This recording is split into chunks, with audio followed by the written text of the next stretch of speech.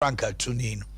Canada, Japan, Eba, and the station I woke as Ash FM. No more Busan say, on Chilemuye, say, or the Alan Bebano, or Patch, say, Yenti no pay. What is your relationship with Alan? Even say Alan, as we fit NPP, they say you are independent.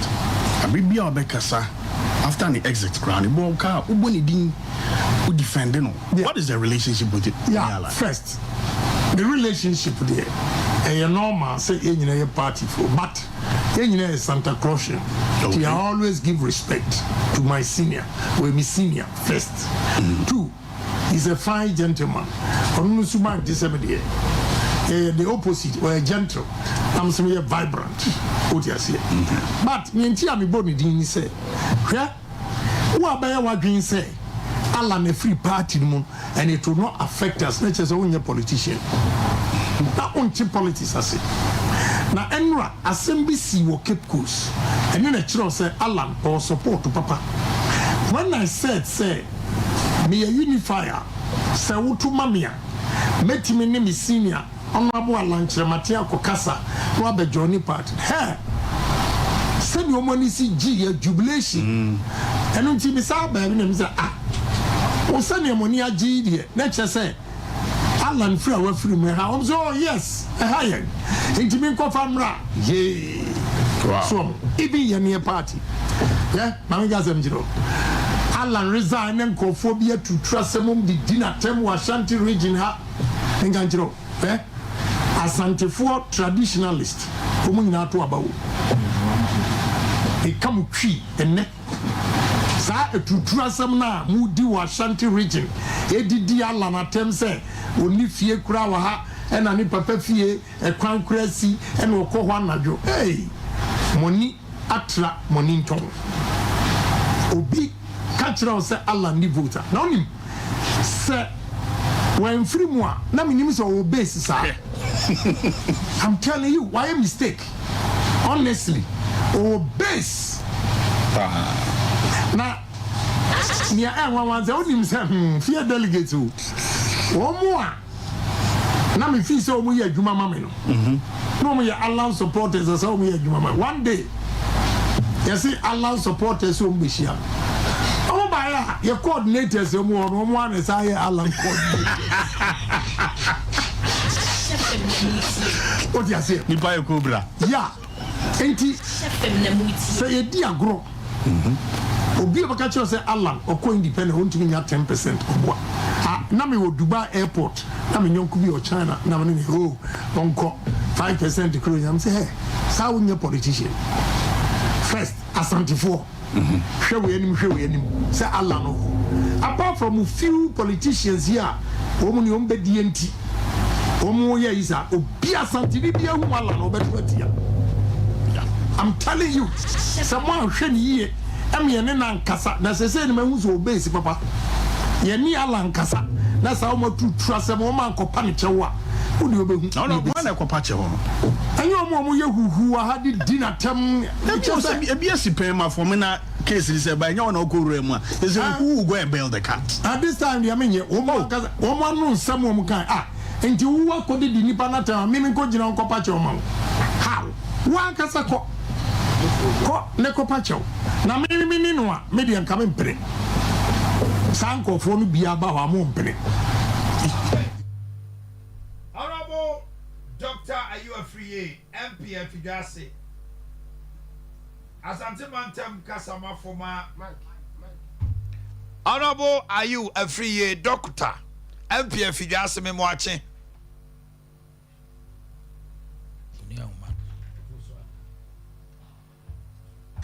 Honorable me watching or pay.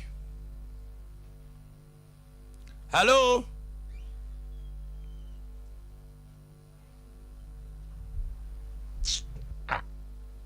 Hello, Honorable. Good morning.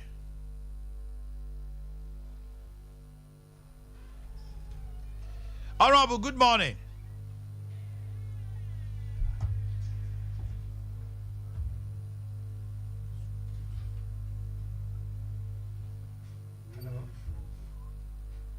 Yeah, try say, yeah, Sabe Kano. Na yaw. Akwa baby. Me so akonta. Me who na just say all the cash na eba. Me the cash. I Sompa sika promo na eja me be sika kaka. O be kaja. Ma.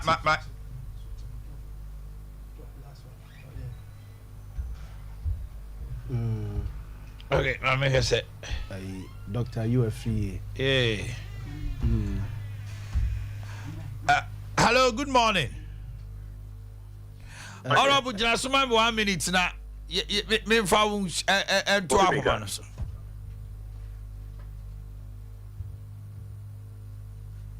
Hello, Honorable. Me ba jota menka.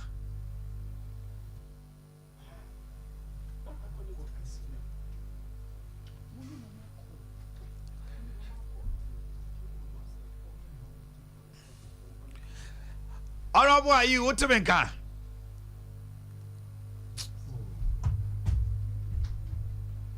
Oh, akonta. Yo, I don't pay.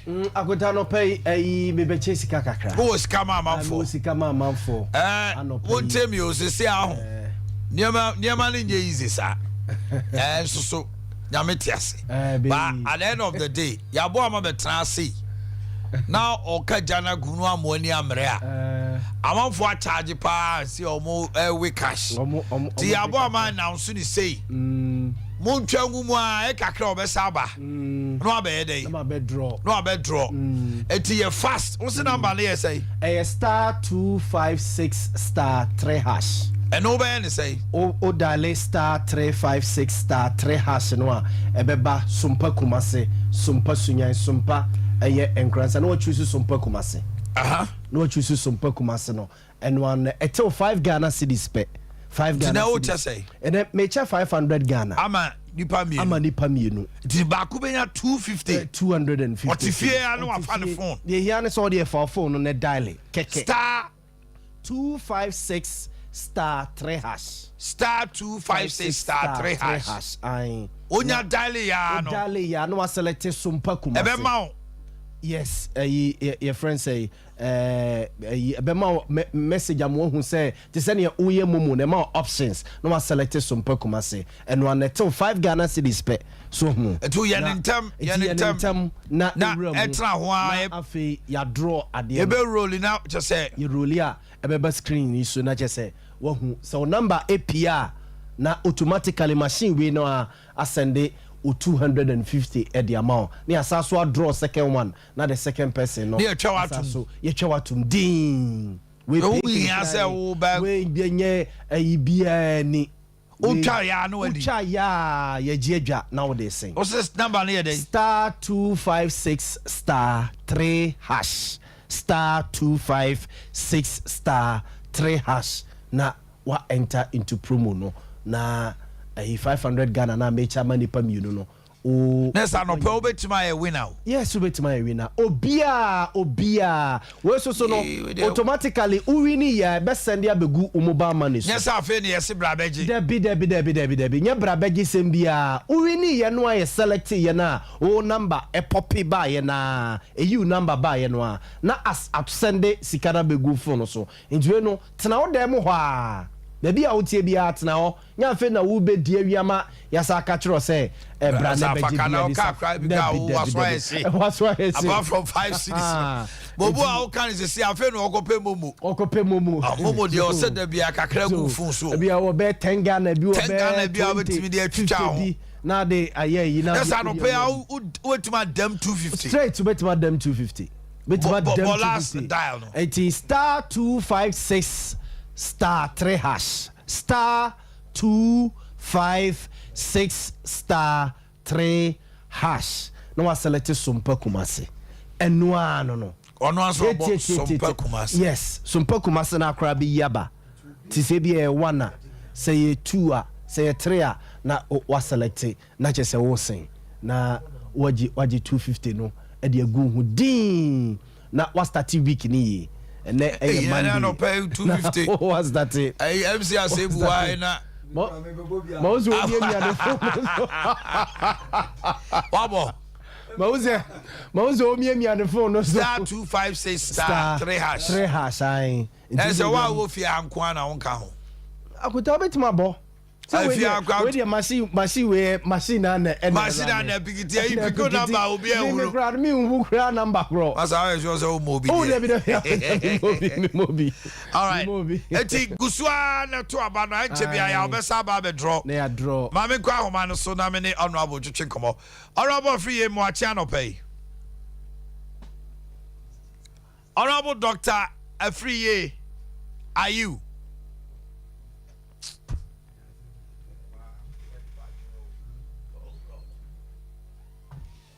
Okay. Hello, Honorable.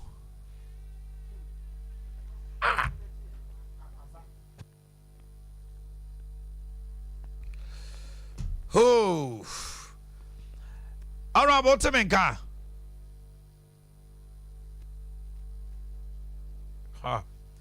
Yeah, very modern. My name Comrama. MC. Oh my. Now I want to say. Yanko Padumo. You be able call. Oh, I don't know. Yeah, Tiasi. Bansia yet to say. Yanko Padumo, Hoya Boko Pa. I say much any amount. And yes, it's a dear banner, dear. I hate a baby. Now, dear money at the crowd mine. Tell so be about I know when I so. So the panel say, yes, will be quite buaho. No, Koyan, who ya, it's all about church. I am not your honor any field. Debbie. Says you no man. Tabad. Tani kakra oh easy oh my nubrane enema odi adwuma sia na no den ano den dodo ano ba mitio oh my nyankopon enhia wo pa ele anopa ide na ye de enchia kase ebe free ba heba hospital e de ama ya hwefo ene ya tiefo nyina said ye kan sa no se nyankopon ya adom na se ba betena se ya eya na ye apomuden ho ase misraw Dr. Bao ye boni din ba bia ba na enya agro ne ye die o enye bibia ne yesi yedi agro eye duro pa ye dubra eye haban pa ana Dr. Ba ode sayare akese etimi sew emra wote menkan ya wutie min na fe umu ani ada ho na oye asutie pa wada roma na fe waje Dr. Ba ye number no said ye be ya wo betimi de wani abekire Dr. Ba aseye na waba beje ahoto ekan eye 0244 988 004 0244 988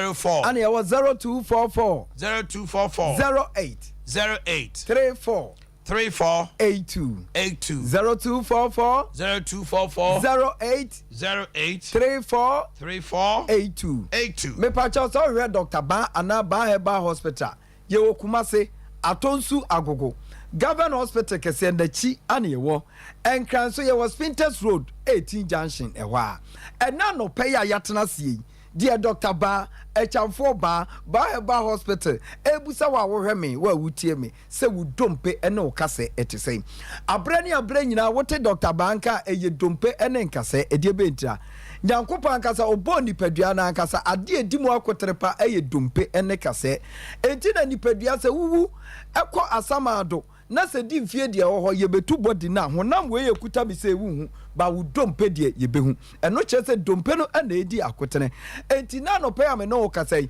enkasa mu yare eya ade eba nipa so a se wan hia Dr. Ba anya botra ma me ahwewa wo don kase be chinchiri kroma nyina wa hwa ahotopa unya bi na se ma mi bi fra me phone so o ka che me se me ba we se mate ahwe pra ma me na mu abu enam sika e wonti yatam mako ba bia me na ye dedade na akwhye me nam na me sire mu no enne sa ade sa anase fra no pa bepum anwumre eye yawo nko a na meti no wo me nanimu saa edie benta ne nka nipadua de enya asam ne yenka dade de nyankopo amfa dade amo esi emfie enche nipaduam oboma esi emfanye ka ana yemfanye bibi eye machine bi ne emfanye enso ne ye dade a hyenkrofo nem amenne omo bre ama fe na ma mi ehunu senka ko ba Dr. Ba anka bia sa ya we nyina wonte enti bia ne wo akwanya se wo na mu abuo wate ahwe ebia wate ahwe fie wate ahwe dem wate ahwe battles wadwa ye bi anu wate ahwe ama wudompe ana wo na mu kasa ebu a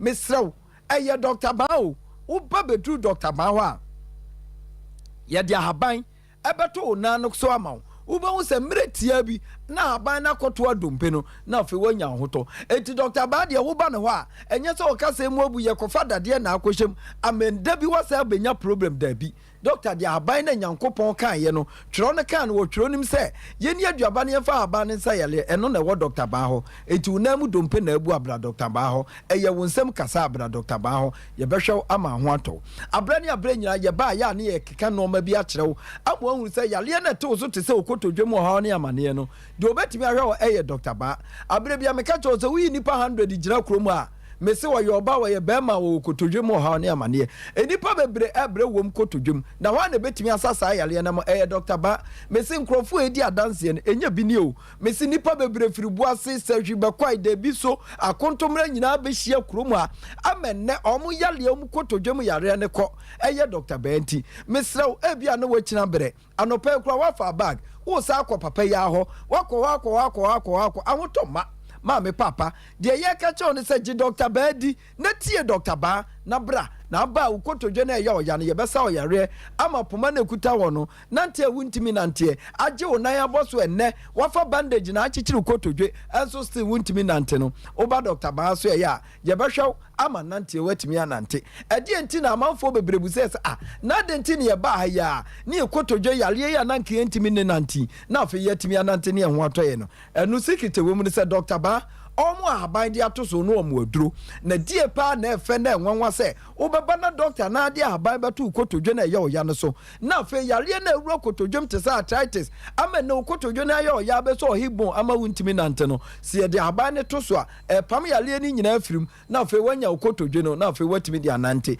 enti wutifie wutie me wo hweme na se ye haw e ne wo kotodwe mu a ama wanya kotodwe mu ha ne amane ntimi nante a bla Dr. Baa ena me no wo kasai obi te ho sisi yale amene ontimi nya na wo hwe ene sisi yale enti ama nipa bebre nante asesa obi wa ne nante asesa enam sisi yale enti obi sisi aye ne yasa amene wonam ano ochechea obi de ni sisi na chia ama ne hu de oye ne ho ena no pa de me ka che on se dani da nyina ye ba beka amanfo ya asutie etu anamo ba Dr. Baa no omo anya ahoto yale e wo sisi no unim yale kro akofa ba wo sisi nim enu ti na Dr. Baa situ anamo bra no fa ne mfidie ne ncheka umi ohunu se yale asomasi anani pe wate ahwe ama bibi akoka ne sisi no ama yare abam uba na Dr. Baa cheke wa ade bia bedua wo sisi nim ama wote yaw no Dr. Baa de ahaban ebeka ama sisi yale afiri wo so eti ye kasase ye menna so tu anamo na wo sisi na ye oya no wodi akini baabi bebre wodi akwa hospital kese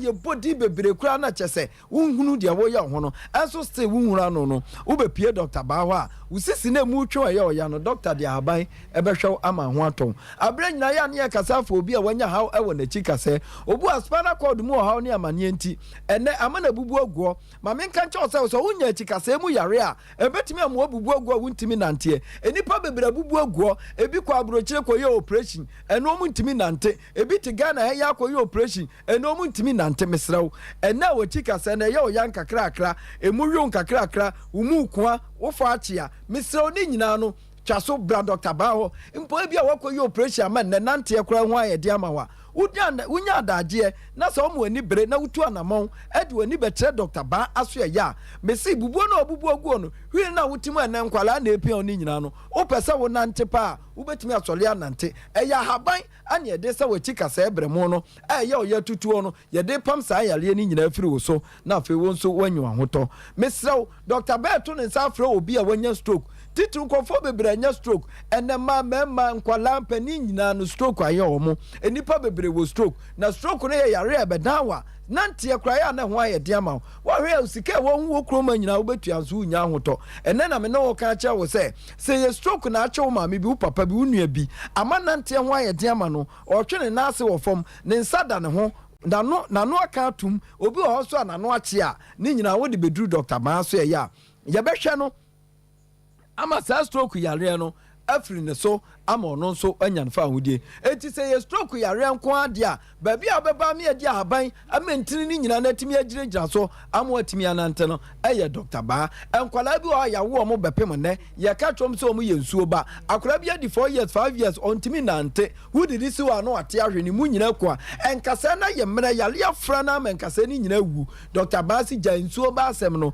na yɛ nimdeɛ a mmema nie no ana ama ɔmo ayera na nimdeɛ a Dr. Baa wɔ ne nti ɛnna akwaraa bi a wɔntimi nante afra ne nsuo ba bia no wobɛpie Dr. Baa hɔ a yɛbɛhwɛ na ama akwaraa na wadi 4 years 5 years ɔda hyɛ w'akyi no na wanante eti fa ɔba ne tu anama ɔbla Dr. Baa hɔ ne yɛmfa ahaban ne bi ma akwaraa no enya ahoɔden na ɔno nso ntimi start school ɛna me ne wo kasa yi obi n'ani yɛ ne ya n'ani yɛ ne wikyiriwikyi n'ani yɛ ne kukyekukye n'ani kyɛ sɛ n'ani yɛ ne ya ama n'ani ne ehu hwee ɛbɔ asi n'ani so me se wɔhwɛ adeɛ no wɔhwɛ fam a na fam ayɛ ntententen ɛna me ne wo kasa yi wopɛ sɛ w'ani no ehu na adeɛ yie na wotumi hwɛ adeɛ bɔ ne ya mesrɛ bra Dr. Baa so ɛyɛ deɛ yɛ keka nyinaa kwasi broni aduro bi anim o ɛyɛ kwame danso ahaban ɛne yɛde abɛpie kumase a ɛne yɛde sa yɛleɛ ɛyɛ bibiduro kan ɛyɛ ahaban kan yɛ nubra kan ana Dr. Baa ɛde sa yɛleɛ eti mesrɛ wo w'ani na ɛyɛ ɔyɛ ne nyina ne yɛ bibiduro bra Dr. Baa hɔ mpo sɛ kɔmpɔ na ayɛ wɔ obi wa kɔmpɔ ayɛ no wakɔyɛ operation kɔmpɔ na sɛ fifi Dr. Baa sa ɔyɛleɛ ɛma biem enti sɛ yɛ kɔmpɔ na ɛha wa oba Dr. Baa so ɛyɛ a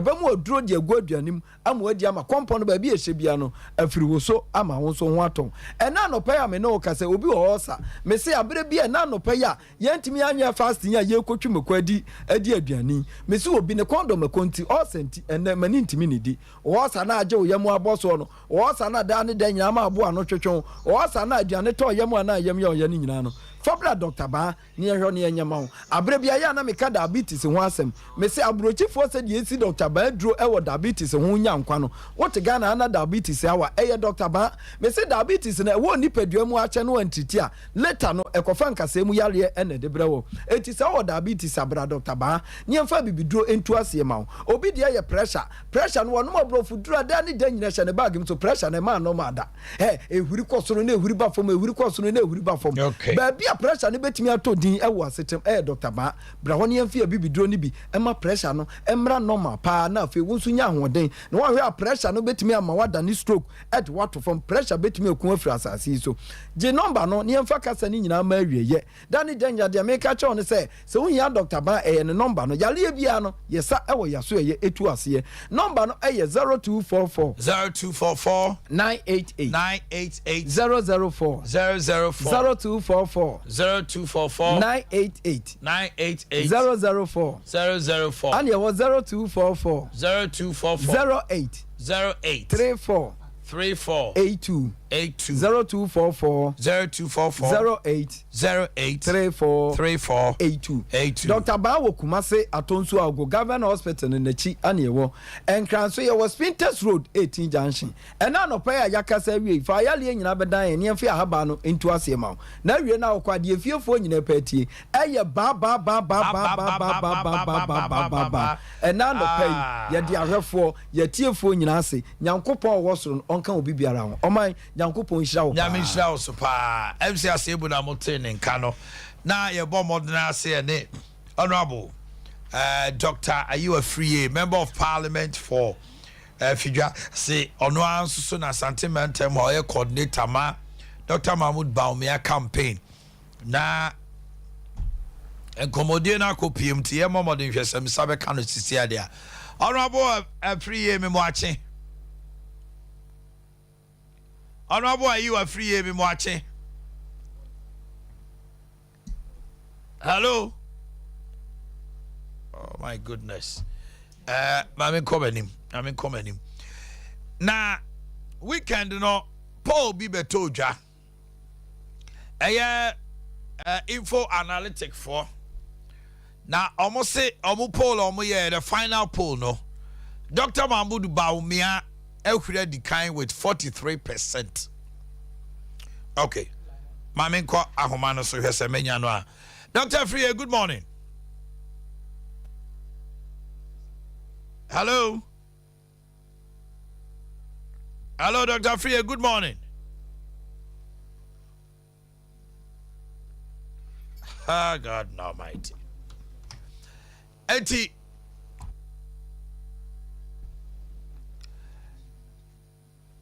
a whooping 18% of MPP polling station executives, constituency, members of parliament, ministers, founding fathers, those from diaspora, 18% of them are undecided.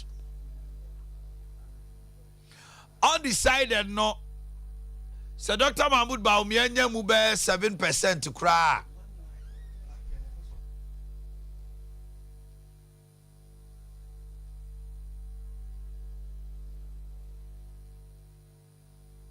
Oh, it's acquired to say.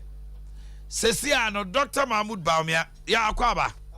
So, as I tell you, boy, this thing, 18.3% undecided.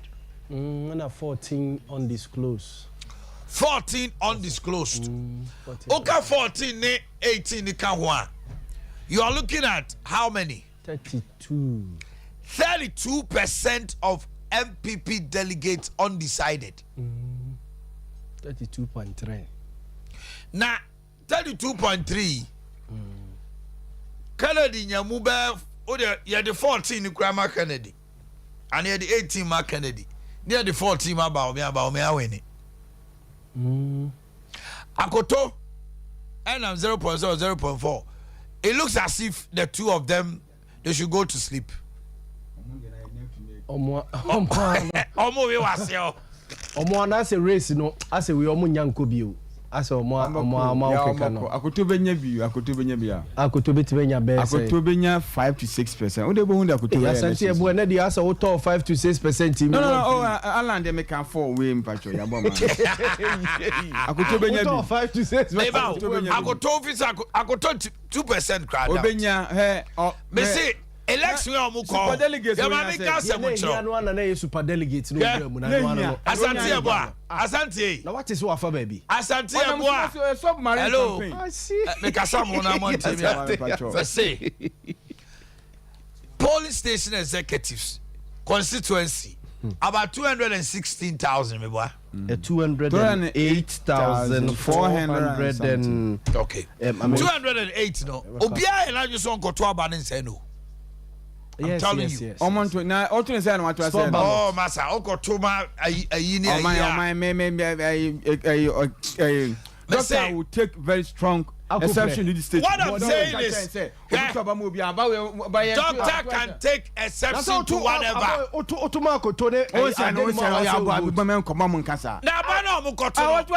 Police station executive or what to say or Kotuama. Oh my campaign. Now to campaign over here. No, obey in the campaign. Now, what can say? I will be to be a sender. Oh my, based on campaign, only a custom say. I didn't go. Oh, Tiger Kikano. TV Busau. We are delegate. I will go by or Kotua. Me delegate. I come to Metomakutu. The chairman say, "Oh, the late Sir John say, so Kumasia, near Busa sell party when I can say CPP, I'll buy this. Number so the contra. Too slow, was me a CPP. The chairman Tomakutu say, I could say, you're trouble man, I'll be in far party. They said, yeah, Alan, and now why party? Only Genesis Motor Party said, I could on your Bogu party. I could tell you unify. What can say before we pay unify and elections? No, they say, how a dominant economy non Casano. Oh, economy says them the Omaja to baby. No cradling in Ayabaco per se. Yura, engineer Denimo, Akoto, agronomist, Emfa. Otumama was a vote. Delegates in your mind is so Mukwakotwama or more.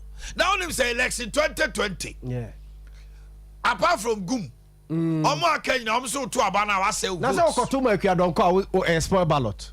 Kotuma a Kofia Palua a spoil ballot. And you see, the issue is democracy. The Wi-Fi, the bro. You're not ready to 2024. You prefer so as second round here, bro. You're crying, you know. And you're moving, bro. You're 2024 yaw.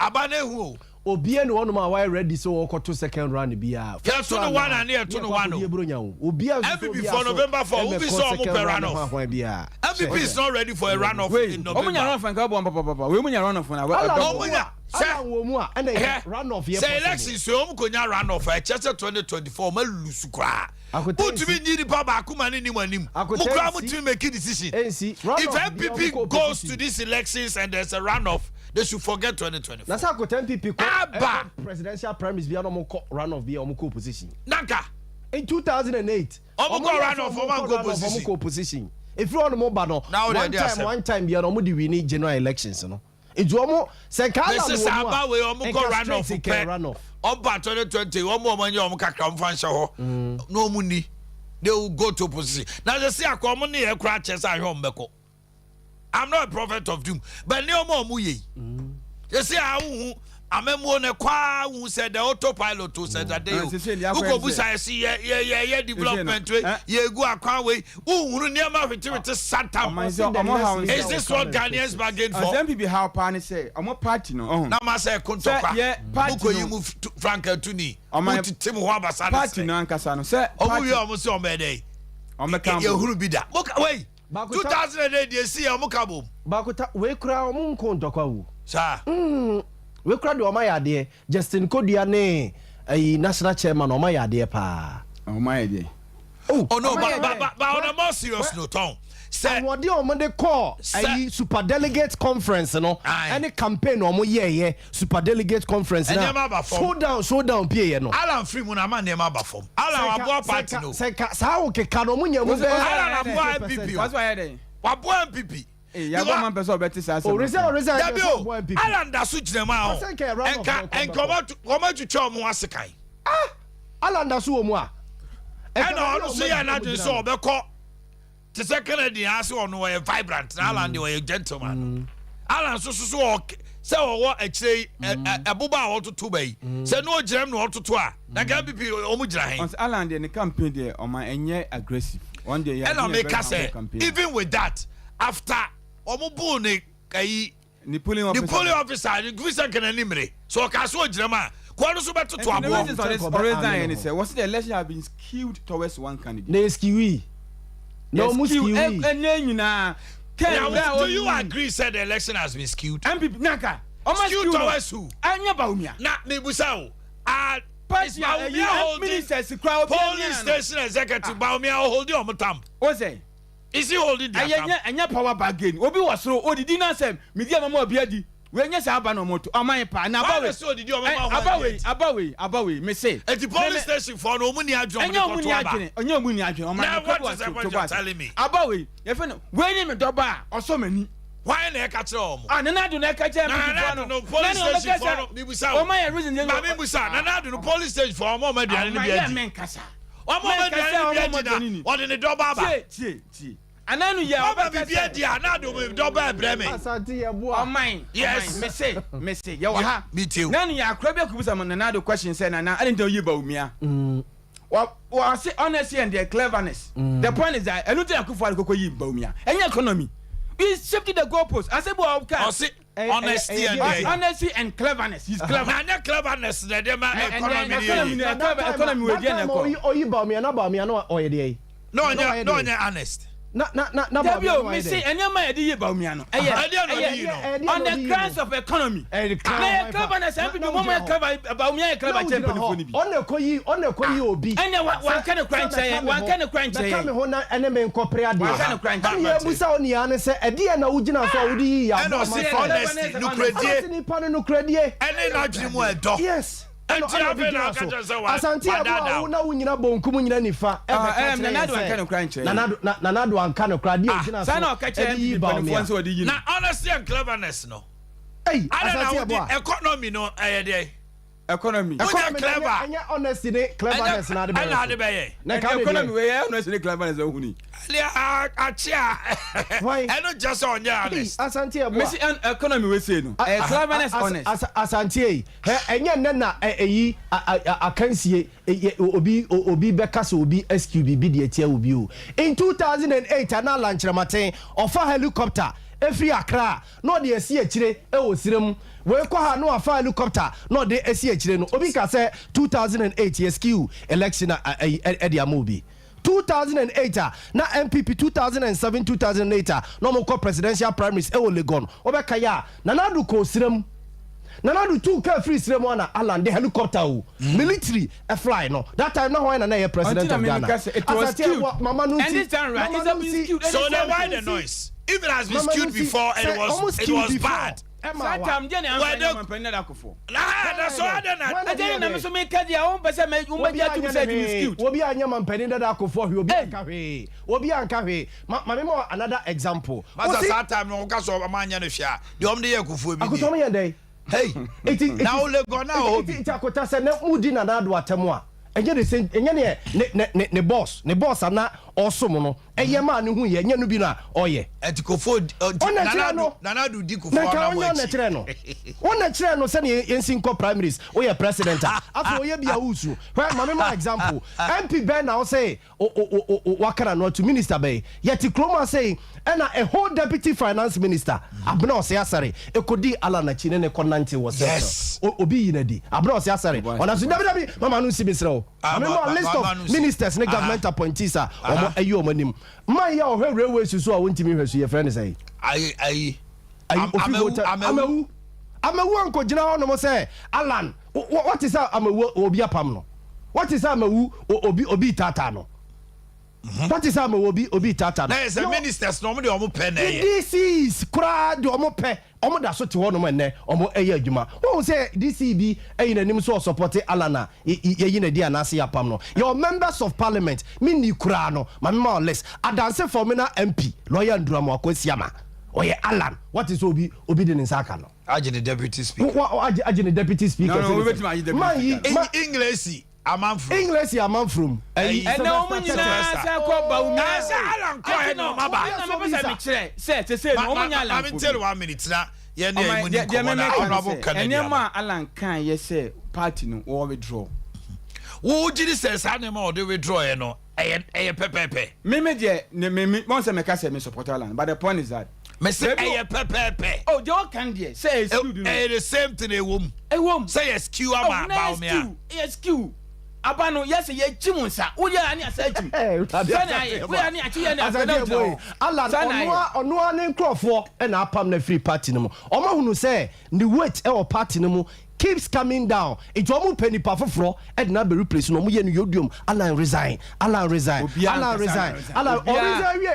we mama ma in 2007 wonya say 2007 omo call prime minister onya 37 and omo ba 2010 meboa omo ba 2010 onya say 2010 and no na do danko akufo do call so o mato ama na bu na last one no onya 4% 2014 onya 4% o dey free say o start MPP presidential primary so ko bi no o vote eswate from 30 something never about 4% na nipa omo finance o nipa omo di wachi no mo gusu a because ala na nko omo ntimi fa nipa foforo ma the team no ene ne nkrofo no say omo anyi ala na mfiri ono mo a omo ntimi fa any other person ma to say it was an in-house coup ono an in-house coup no ma ye ene omo de atu no ene omo wo no ti kosa ko ene ne omo groom a new person edinaba from the Alan camp ubisam say unim Alan camp e groom a new person asaso edinaba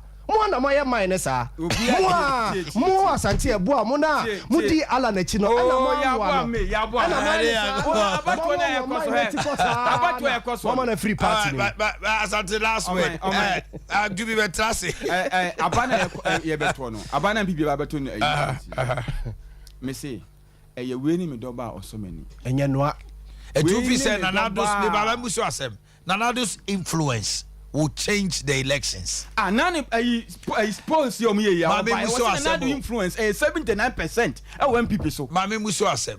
J. Kufuor 2007. His influence could not change the narrative. Could not. It could not. Why do you think Alan's... Oh, me busa asem. Me busa bi. The question ya na explanation. Me say. J. Kufuor 2007 as a leader. want to influence the party said say you pay nana I don't know say another Akufo-Addo and Akufo-Addo carry more weight than Akufo during that time party no man who say omo conservative MPP party for 92 edu wahin Akufo obeja Akufo ba ja Nanado ban no be say kai Baumia ntina party for be of conservative na woni say wo free wa penka Alan e ba but say man say enya conservative bi MPP party say Baumia we ni wi a omo traditional akọwiye sa tradition egui abra omo kofa Osma uble buy something na beka and me make say MPP tradition I know your party running no MPP tradition died when they gave Freddie Blade the chairmanship. Oh no free and the conservative leader. Party ni tradition party ni tradition. So we this year no free adisifia. Akota na onim se ufia ufiri mu no akonya e wo fie ho no mo a wo se ne usi ball bra wo. Wo se ne usi ball bra o kra wo hu ye. Na o mo na ye ntientia wo fie. Wo nkotena kwantuom ebedru awaba o te se wo fa bia wu a no asesa ne ma na de abasa wo ba be bia de dem mama no nsibe srewo obia no esro hwe akota nyina chese ala hu hia because ba ala hu akam asem ne akam ono ana bra ala hu hia chese ala hu asem ne akam MPP dey obeka se ala hu hia no ya mistake ala ba ye no nipa ba ko pa free party no mo se party no go na ala we se we miensa yo eba makwaba woko what is any MPs ni ministers na omudi na ya obi ahade obi okay munya di 2024 na be ya we ala nkoda di na mawo na tikwa adubikete na what to say ya me odum ho ya we ya 24 be trans ye ba be we ya bro ma the draw no star 256 star 3 hash star 256 star 3 hash no akọ ayi na wa select Sompa Kumasi ni ato 5 series utumi nya 250 million no pay ya masa 50 Ghana hey masa twabio call phone so sesi ao star 256 star 3 hash star 256 star 3 hash na bibia dem anu bibia ntie na mo peja mo nya ma beja fon transfer why anu abo akun ne anu abo kankam entrance man FCS Koyi Mampon woni former MC DC for Suta kan transfer why na ababa wa wie ya na ye ne mo twetwe nkoma no pay ba bia peso tata ya aha na umpeja kakra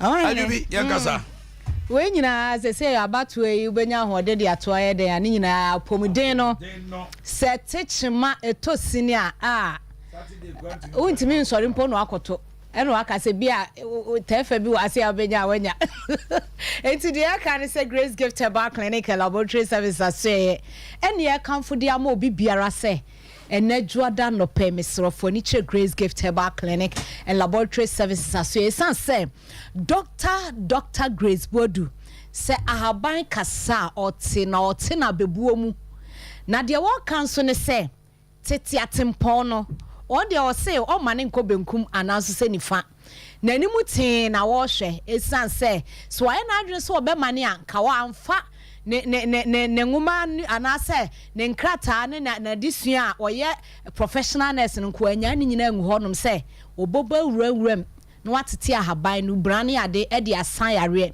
enti mesro furniture Grace Gift Herbal Clinic Laboratory Services asoye Kumasi hanom Oshim School Junction Barricades kwan so ena enkran pumpuni mantembo so ye wo new Achimota Petroleum Bungalow ye ne Family Life International School ene di nhwe animu me pacho friend na woni yentwetwe nkomo e wo 0543 32 00 30 0543 32 00 30 and na 0244 126 123 0244 126 123 Omanhene empempi ya na nipa dodo na obu ho no ma oso ope baby papa a obekwa a titru eye heba clinic akwa na pomudin besisi ne ho so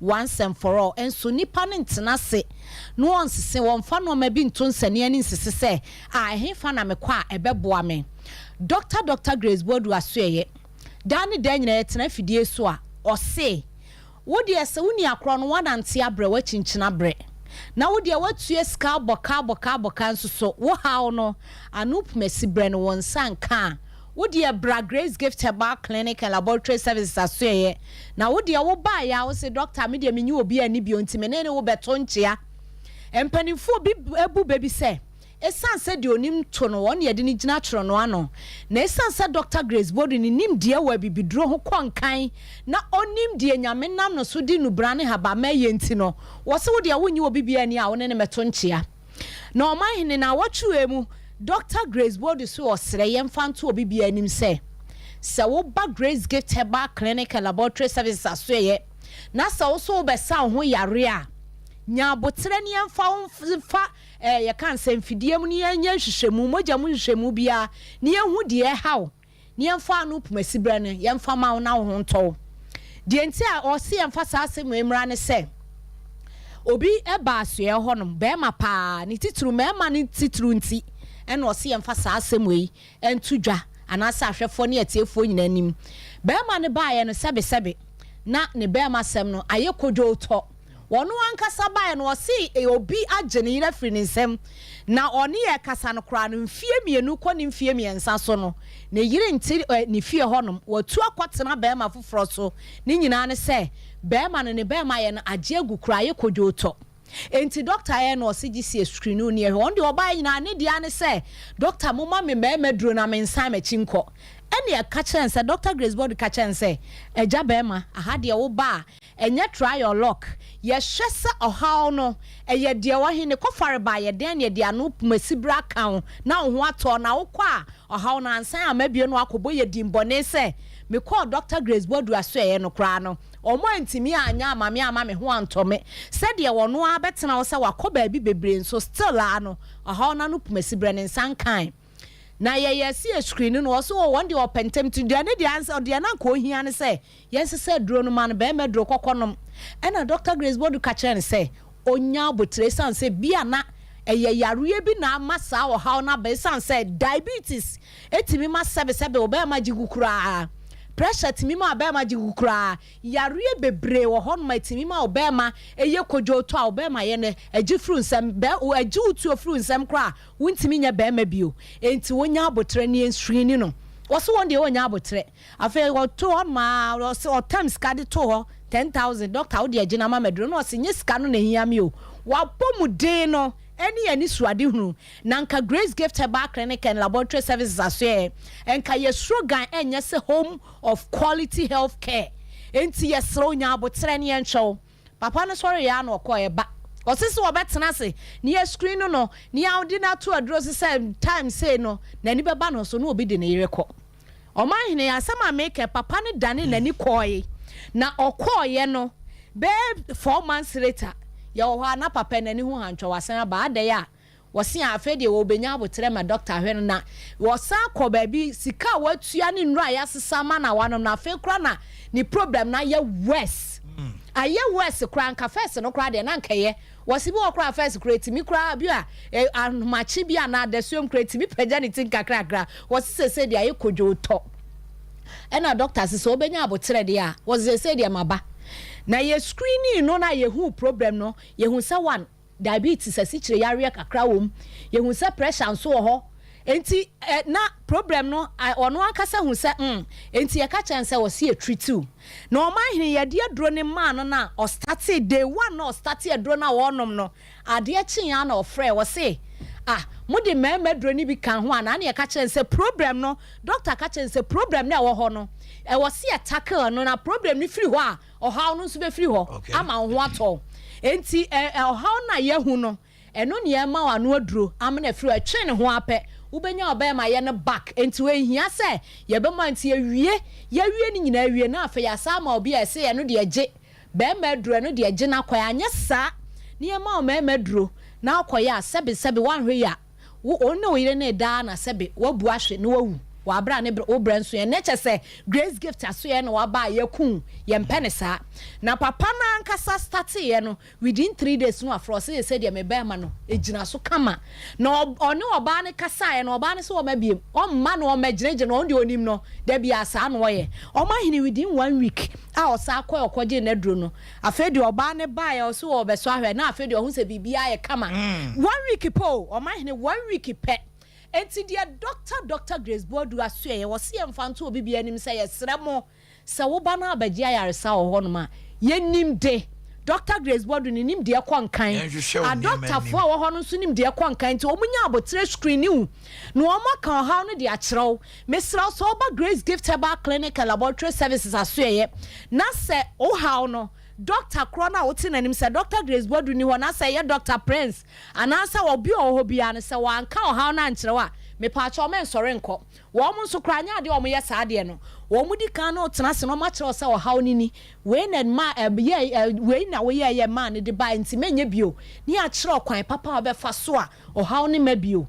na wodi sunso a eboa enti mesrɛ Grace Gift Herbal Clinic and Laboratory Services aso de ye kan se last week ya bacteria ka measles ho asem eye ensansan na sentenchema na sentobro na last week omo ba ya nyame adom omo ma ene obu okro ye pani na ohu saade no ye ma na duru ayare na pie firi ne hunamani a ama omu di adanse ne doso enti de ye kan se Grace Gift Herbal Clinic and Laboratory Services aso enye so obi e kɔ ne ye di akire dabi na mom ye de ase di kaye nhwehwemu na haban no phytochemicals wom nutrients wom ababua ni padua no de asebe aboa awi aboa no emma sebe ne bra besoso obewo a otimi nya ne safe delivery nti no akoda ahaban ho odwa aponche no akoda cancer brane atuata ho no awia sebe ye obenya ne safe delivery no eno na aba Grace Gift Herbal Clinic and Laboratory Services aso no oba nso pese onya safe delivery a ni a kire se no nso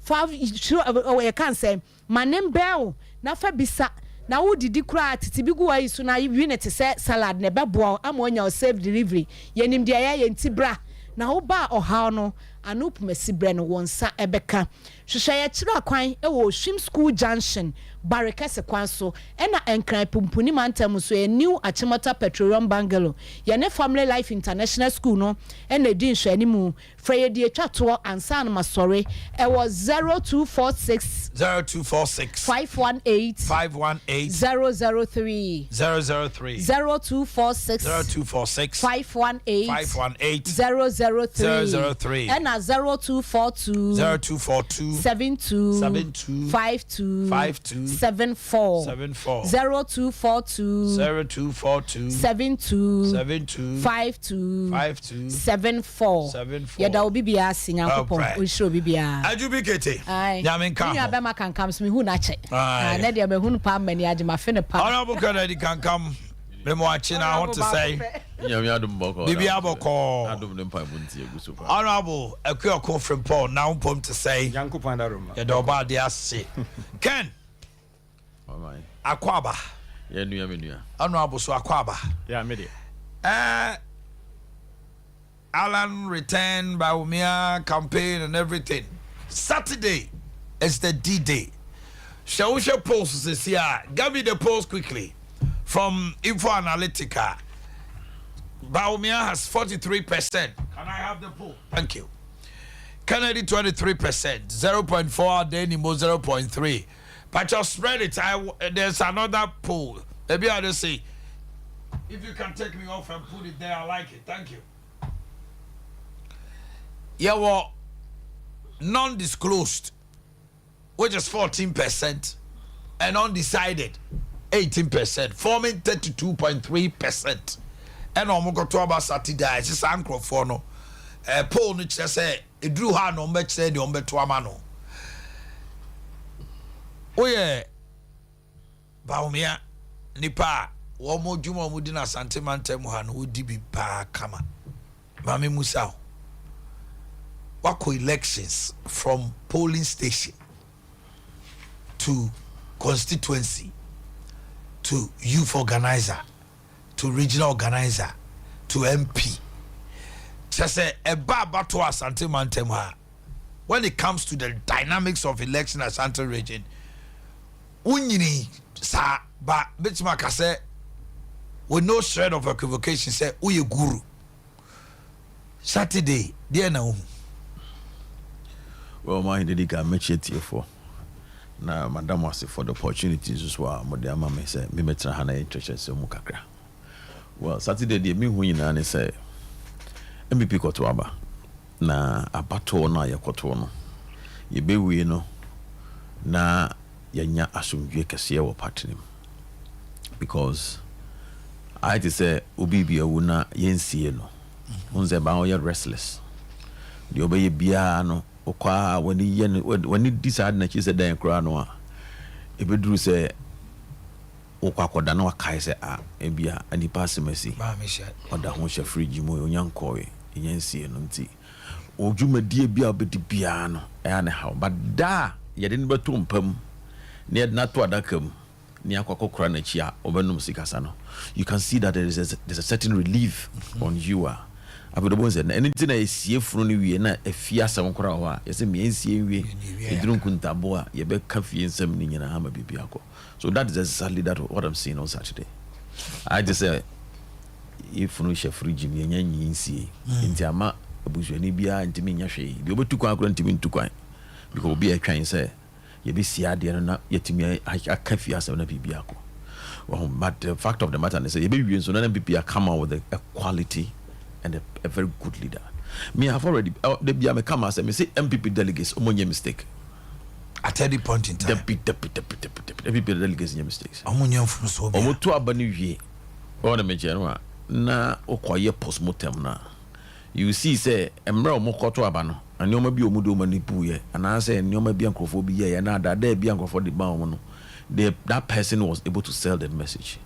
But also when the mantle na mani wie a enipa bi anzo a obeye camouflage no oya camouflage so shada de dada akoji an through wia e bi kwa na obi policy and program akowia bo se de obe start implement policy and program be do ba bi no e bi wana key e po bi onfinfini sa po na wa bo ahye mu no e bi enipa na ono na oya adwuma na wo onim kwa be fa so obe sane sa po no e was you be kwakoka enu de na KNUST for no wo moto wo sinyansa po yes yeah because a ponyo na boy ya obe den untumi nsane nti ana normally I don't blame MPP for on say makoto aba bebre to bu aba wakodu ba first grade ne nto no once na nke be call primaries e bia MPP primaries especially parliamentary primaries na to no one after the other today 33 constituencies about 33 different about 33 days to go for elections e do bia na pentem na ya na 2 days ye kwa no pa na akwa wimre ansa na to be o start chichi mu ansa na sie ba na se kini nyina yeto no one was MPP yem free prakopa ni bedo be adure. We've gone through a lot of metamorphosis to get to this point and tiana normally no yes I know man ya na but them who is in politics in selecting a leader no there are a lot of things that a quality leader. So one, a leader should be able to have psychological balance. If you say psychological balance, I would say, what to how beating before. So if you don't have a very good psychological balance, you may go along the same path. I say, well, I become Miss McCannabee. Yes, but a leader, you need to keep your composure. When some people misbehave or somebody misbehaves, always you should be able to at least contain yourself for some time. And sana you deal with the person. If you don't have psychological balance, you can't be a good leader. A leader should be somebody who have a diplomacy.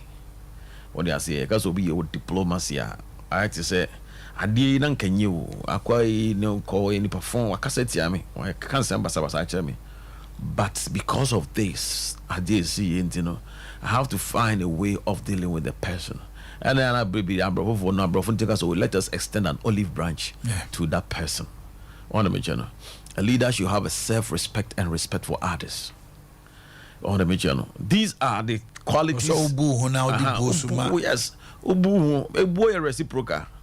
But if you don't respect me, majority of them they won't respect back. As a soldier for one chair, akola hu panyin over salute no. Say panyin na akola nya salute panyin no. Panyin the pill on pole. You need to salute back before the whole cycle no I complete.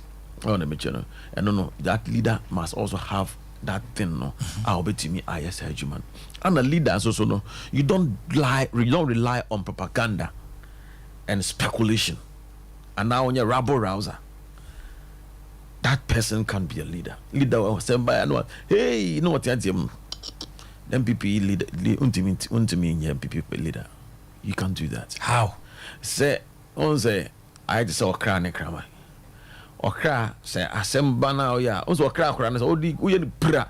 Odi kan gina show say. Those are over say ban so that is where it will start running. What am I doing? Yeah.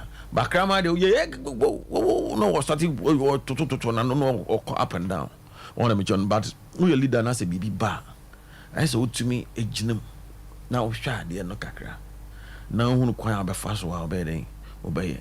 And yes a leader can say chire wa na what tia abontene. Then you start talking about it, you start firing now can hold up. There are a lot of things I also told the some of us who have been in the leadership training for so long. Was a yet the behind the microphones when my over you should be see as a couple of weeks ago. Me was I could do a Juma no papa, me na media, at least media personnel basis.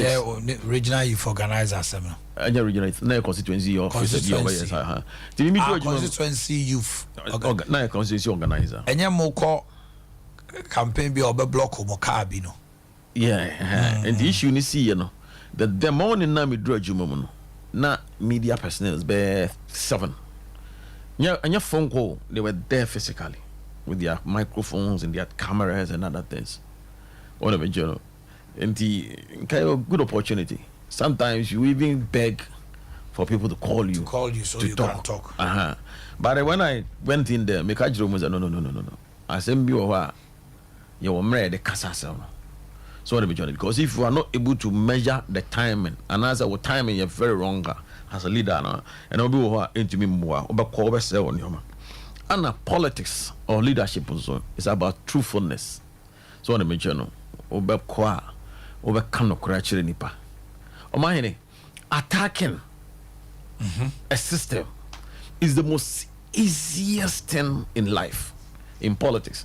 So kassetia a system be a simple cry.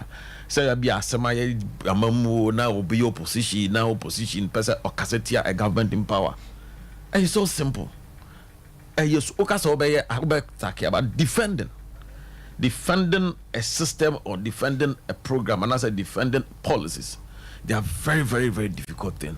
Tax and and Tiana Ebuwa I had also says here.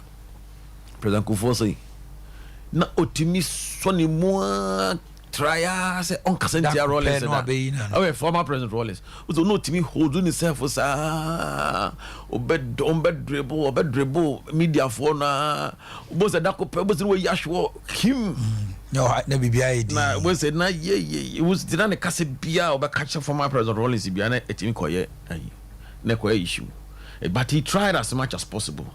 He held himself very well. And sana otumi ya yanka kakra otimi ne former President Rollins timi ya otimi ne koye. And a leader should be somebody who go by the oath of secrecy and should be a gentleman. To be otimi kan some not that ho. And some see. O see asem we dey adu. Asem bi wo ho a odi bewu. So onti e bi wo ho a leadership you say amamu na yebu no people feel say it's so simple and you ma bi o ho a okotena mampanya akonwa no so a Nana Kufuado and Yoma Bia or Kotana Kunyanos ya Kacheno. Former President Rawlings and Yoma Bia or Wuya or Nomabia Kacheno. Even former President John Mahama, Nomabia or Kotana Kunyanos each and ye be an each. President Kufuado Nomabia or Kotana Kunyanos each and Sanyo Mano, they would die with it. Because when you Kotana Bridge, you transfer say Kimwa, I feel na bro for never. Abrofu be breed, they have so many, there are so many stakes or more Ghana. Meet your friend underground, and you play with Tuako baby, and I drink of Obi Omon, Pennyphobia fly into the country. Some people, they meet you at the airport. There was a Oman Penny Biaba, not play number be sick. No, play, no, I said to call. All these things, a message be carry them out. And Sunday, we are. Yeah, the weapons, some the code numbers, and you don't man go and the Bamawo. And into the trouble, you freeze why you deep phone. What I say, the young baton some pa. There are some code number, secret code you are on the Bama. Untim famo bia. I just a wood cool. One the moment I be free, so no more decode do an answer a deep phone. And son, I walk baby near show. And no crabanes hanwa. The national security apparatus will monitor you until maybe you die. The former president for Nigeria for Nigeria, and just a soldier for the they are national security operatives that monitors the activity of those former president and data things. And at the end of the day, this Saturday, yeah, Pobia Kakra Metimia Kano, or be fit into this. Among others, but there are other things that maybe the system will not allow me. I'm a man kokanen as if it's somebody who can fit into the system, who can pull this thing together and do. Apart from Dr. Bawumia, among the phone, that person will lose in advance. Apart from Dr. Bawumia, 3 candidates now can obi oba bedwinia oba ba Ashanti region say so oba running mate MPP are losing in advance. How? Because that person cry not just on political strategy as a cry. On even because I share MPP from 92 up to this time. Yep. Ya two abanese there ye that 50 plus 1 mark. Wow, about 49. Ada northern region Antwerp. So I have Antwerp MPP that time MPP party. I call from. Ada MP in northern region Antwerp. A reasonable number of percentage. And free enough for Biano. Look at the trend. MPP.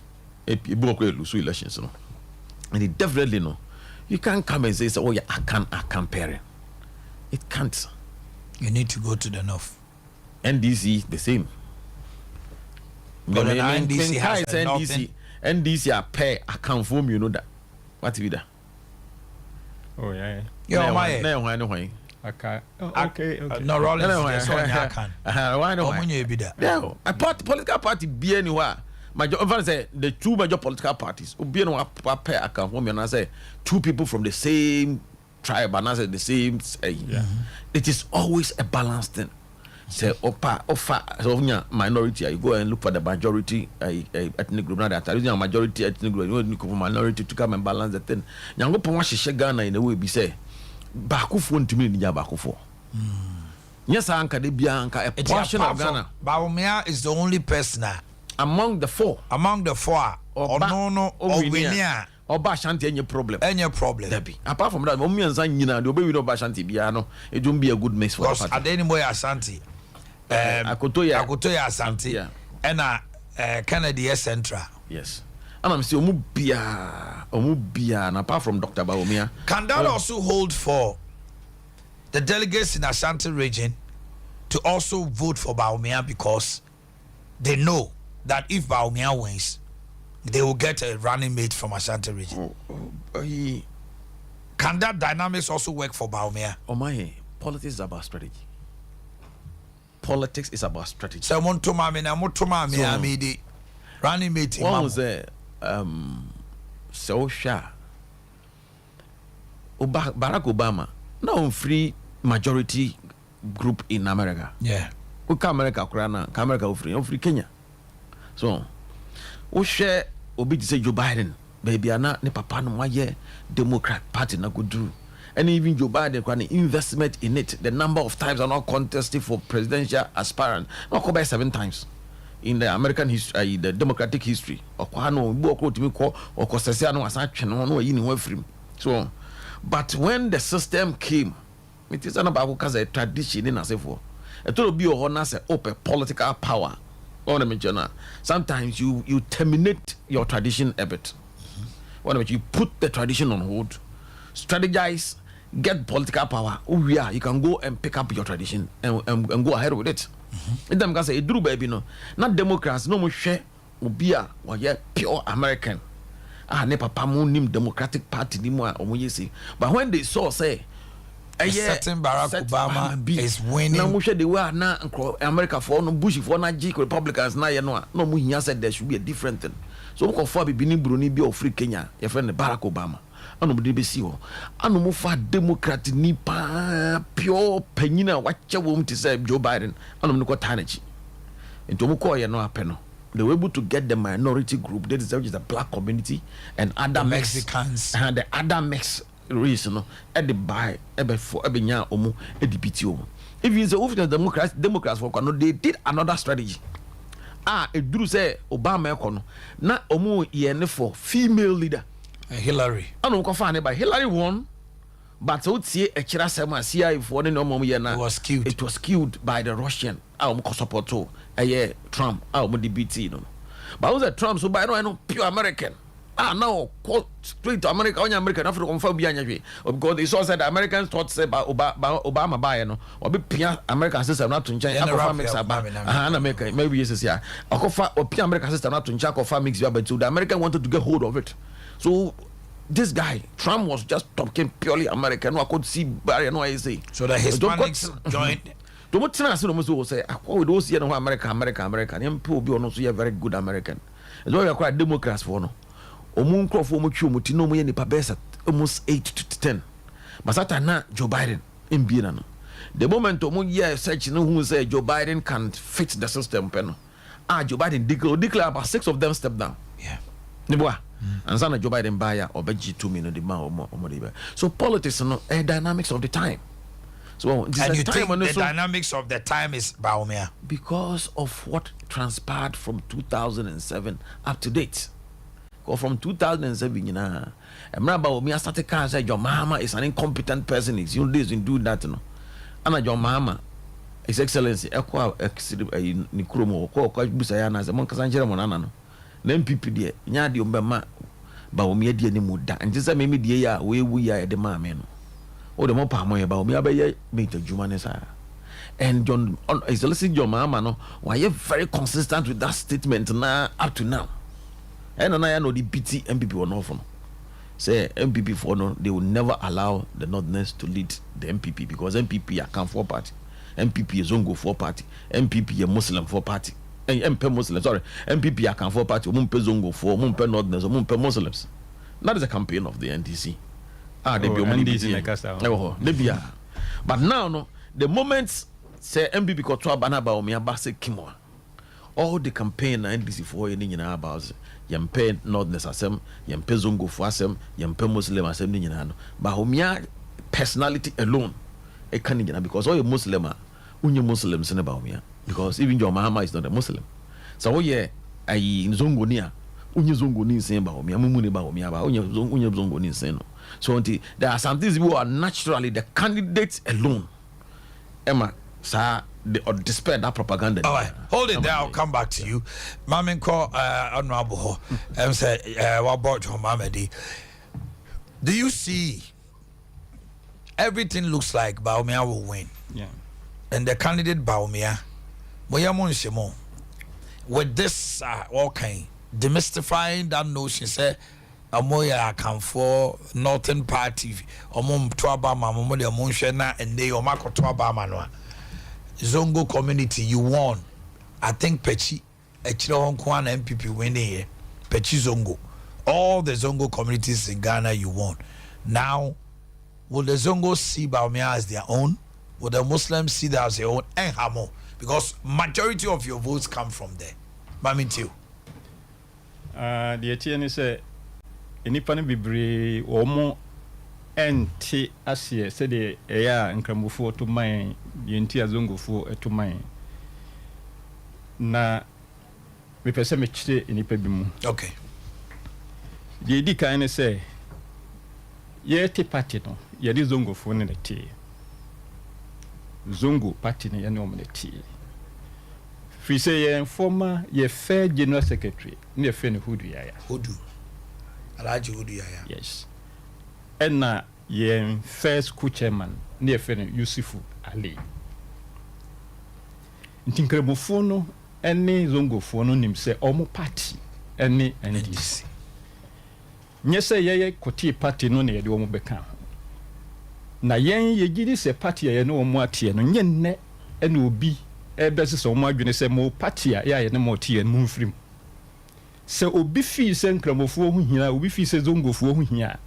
Anka multi party system no ba ye no. Ko de omo ka ho. Na nne omo yi mu sapofin. Ne se omo hunu se yesi aboa no fidie yi no ani sonko. Omo hunu se afide de eduro no de eno ma nko yi omo ko opposition. Ndi se omo po obi a ye omo de ne bedada Zongo fo ni Muslims am omo to aba ma omo de a. Tom de ba omo ebe yi omo. Ebe dada omo de a. Enye djuma. Me pese me ka kire MPP fo se enye yen NDC fo ne yesi momo party no ya kan party o. Mo na mo ye mo party na kan party. Enye yen ne ye. Wohwe se de mi medical ya kana yen regional executive mpono e Ashanti region hase. I'm talking even about Ashanti region. Zongo fo no kra ne doso. Zongo fo no e doso e Ashanti region make regional executives. Ye mag Zongo fo no kwan. Fi say Muslims ni Zongo fo no. Apart from say me ka say ye no mo na tea party no wo mo nim say eye Dr. Baumie ya oye vice president ni papa ya ye friend say mumu ni Baumie and this ye tea party no ye ba power na ye tea abadwaku a omo na omo tu mampanifo ye from say members of council of state eye Dr. Baumie ni papa mumu ni Baumie and ye di ni ye chairman of the council of state. Sasa na tie.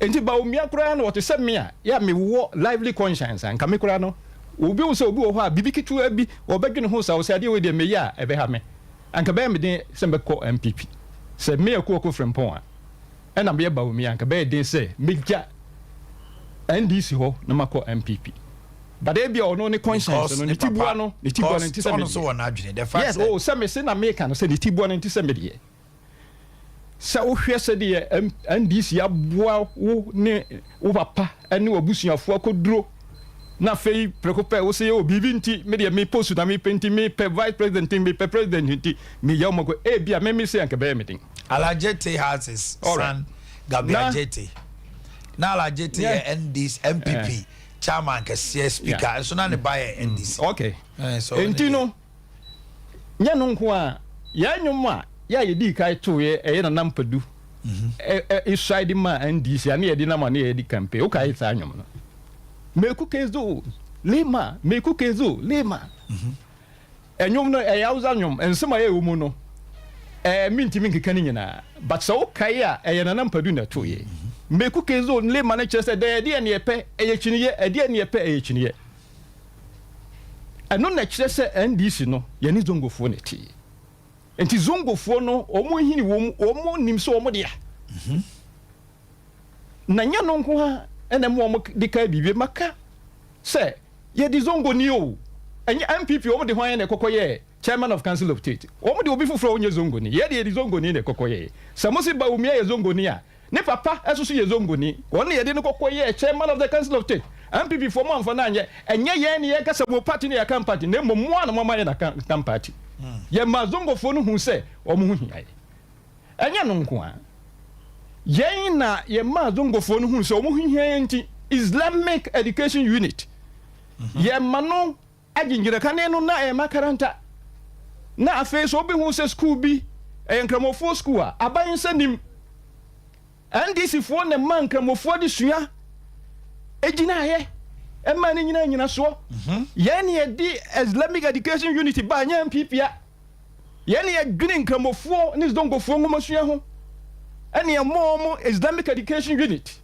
enya MPPA ye ne adwene wo ho ni nyina no Zongofo kai ni nyina no kramofo mo kai ye NDC for ne mo nya national cathedral at least anye bi ekura ye ne mo masase ya wo ka ukudi senye ye ne mo musika kura di si ya anye bi ekura no omampani dada JJ Rollins na ma wo asase se wo mo nya dey emfansi wo mo national cathedral Adea ye friends idea ye friends chief imam empono NDC ne boa ma ye dey say dey no bai ye ne ye wo chief imam a wakan kramofo nyina bomu kan ne ntisa NDC abreso ne dey say dey no bai nkramofo kai ne nyina sa MPP fo mu ni mu a me ka mo abakosom abre bia ya beto aba bia na MPP fo no omukọ ba bia Zongo fo no na ene omukọ ntokwa se omo ato ma NDC nti enye ye NDC fo na ka se momo party ni ya kan party o mo na mo aye na kan party se obi anto ma munti mukọ kọbo omo anye bi ekura no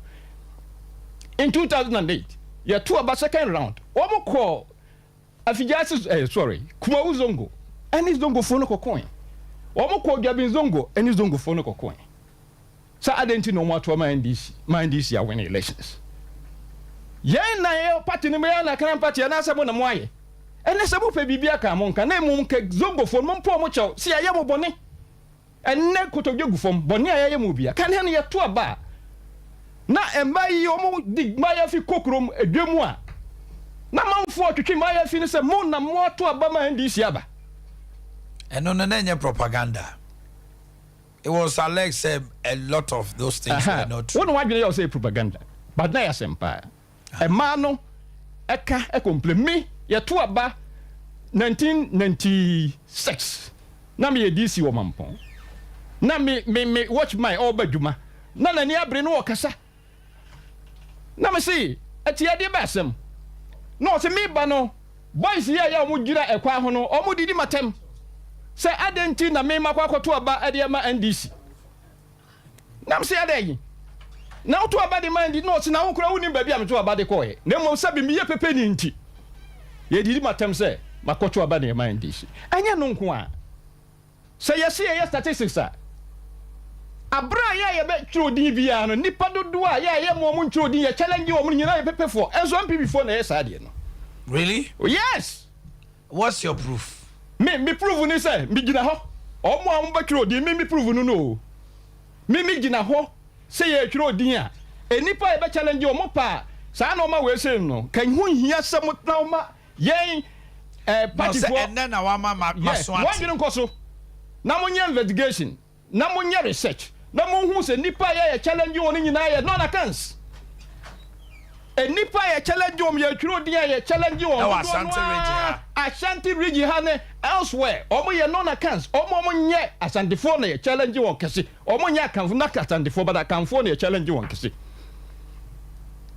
na me enya me nwanwa because say bebre fi say see afro say Mohammed ana see afro say ebi Alfred Burkina ebi kura da Alfred Boni nti me enya me nwanwa basani panu aso no mo kotna Zongo nti se ne ye to aba na se mo challenge won na dodo no an mo fi se wo mo to aba nya yi a na se ne mo pese wo mo to aba mamodi a mo nkopa won chew. So the person Baumiano, it doesn't bring anything to you going to the election. Wo kan so ka say ye to aba Zongo fo no to aba de man. Muslims no to aba de man. Me papa de bu baby wo say opo bia me na koka your friends saying otala konfo aboa ye friend say kokochinaka ya wode de se ebo duemu no anoma bia friend kokochinaka wode de se ebo woodpecker. Yes oso opo bia me na koka a kire otala konfo say wonyai to tanuro dua bia friend tanuro onya hobo na wono aya odi na bampo no kokuram de nitrim eben menjira wase a kire mu kokochinaka woso opobi che opobi amana kwachira otala konfo no de adua no ni hini ho no obo but ono odi na ba no kokuram da nitrim o say more than 4 to Abama Zongo 4 to Abama basi elusui enya sa sempo assuming but massa because machiro bu say Zongo for na no mo de sempo no Ghana fo nyina say Bawumia o ma me president a mo fa na dwene nyane say Zongo for beto Abama no Muslim for beto Abama no enu nti obawe so ate de mention ase wanya na dwene say wono no ka say economy no be na yie na no economy no go ntimi nka ho asem wono no enti na Afrimpo bo aten say MVP for mo enipa ne hu se bebre wono mom e na mo so mo pese onkonkoye parliamentary presidential candidate Afrimpo bo aten de kan yema na make ho wo se wo baggage ne hu se dosu ena de wonye economic minister bi o won kan economy ho asem ne mom digitalization ho asem no work eno kura mponyo ono kwa na aka na mom Canada Japan kura dan se won so aka bi won de bombo tutu kura esi na ye ka ho asem wo ha ebe asem kese na enya no nko a zombofo no unim se haje ho asem hia won pa haje na unim se yen NDC fo ene ye di kai eboa mo ko haje kane aboa bi wo so obedore sade a wo sua preko enya se ayi zombofo so de ya no mo so mo pa NDC o ya nda no bi feso ko dada wo na mom wo mo nim nie NDC ayama wo mo nim si ya no mo na che party no wo mo nim si ya boa wo mo haje no ya ne di ka sponsor nipa mo ko haje first okay enya no nko a edu sankramafuo obu di holiday bia wonim se ye ko che wo no ma NDC for the house enya MPP fo a ya ne ye house ntinkramafuo no omu nim zongofo no omu nim wanu si ma mesa ba nche se yen ya boa wo mo de ne ye ne yesu ye de ne wo mo enti obi ntimi nko fa ba Dr. Bawumia me dada mo da nothing ade Bawumia impressing no ba your friend saying aso ase how many oba have as many as 6 times and so sela no afekura na my no ka exercise beba o champion enti Dr. Bawumia ntimi nya hwe beba o champion St. Andrews SHS tonsa afrel suku wa waso soronko a dance one SHS 1 to 3 ye tonsa afrel mo say ye fa mofra no se obana bie watro BC JHS graduates are all chain results are man ko register then kwala no ba mutum say yes boarding facilities papa bi ye kire mofra de man dance so ye wase for sun kan ye oni odubi asidun ko no fe man kesim shama ela sefia sanwene so your number is 0244696911 0244696911 and 02078910040 02078910004 afei Fibo Ventures yeah the Asphalt Prince mofrano abba Asphalt Presence amemano Asphalt Evidence Asphalt Executive Asphalt Friendly Asphalt Galaxy Nesewunya Afri Fresh Herbal Toothpaste oh come on say Fibo Ventures yeah wholesale and retail what the answer cotton dosopo ewo Paul Segolena number no 0241545 0241545 and 020 934 020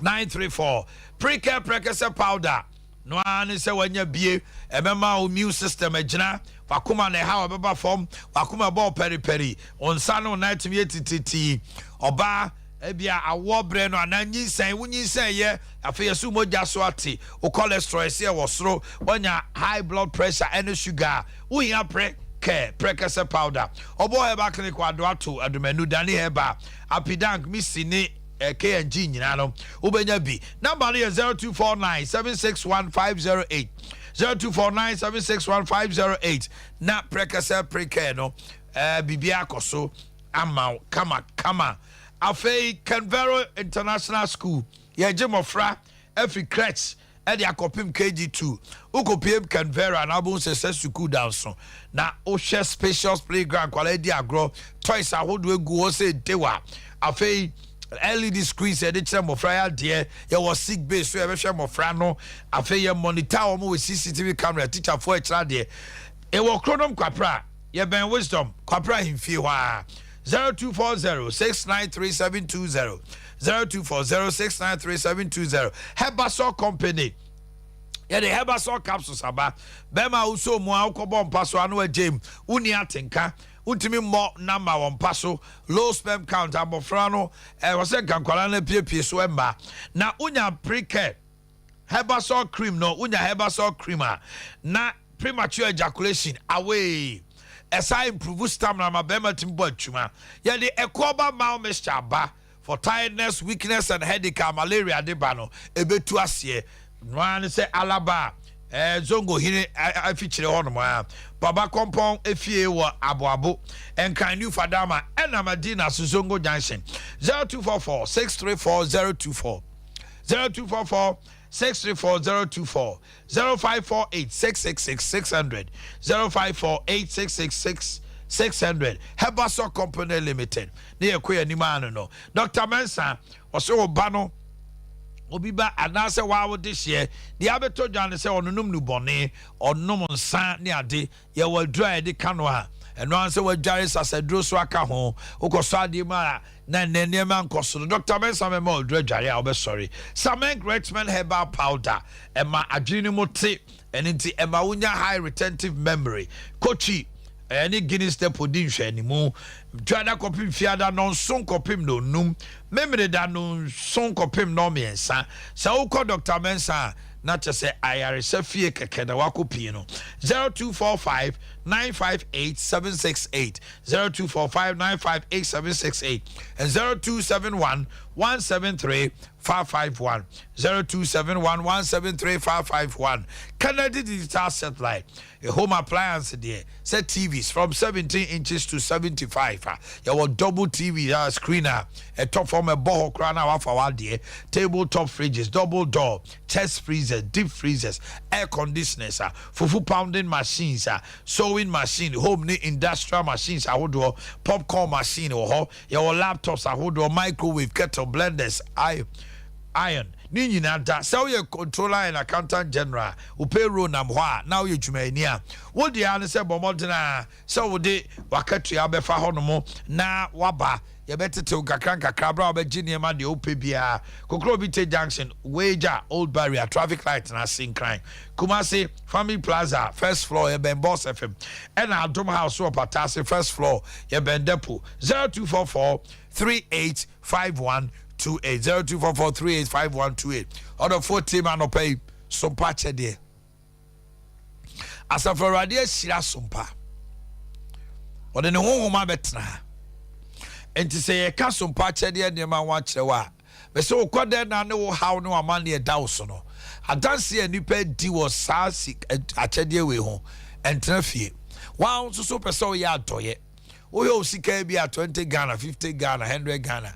Oka said near my old told ya call baby said ya buana or ya como cranibia.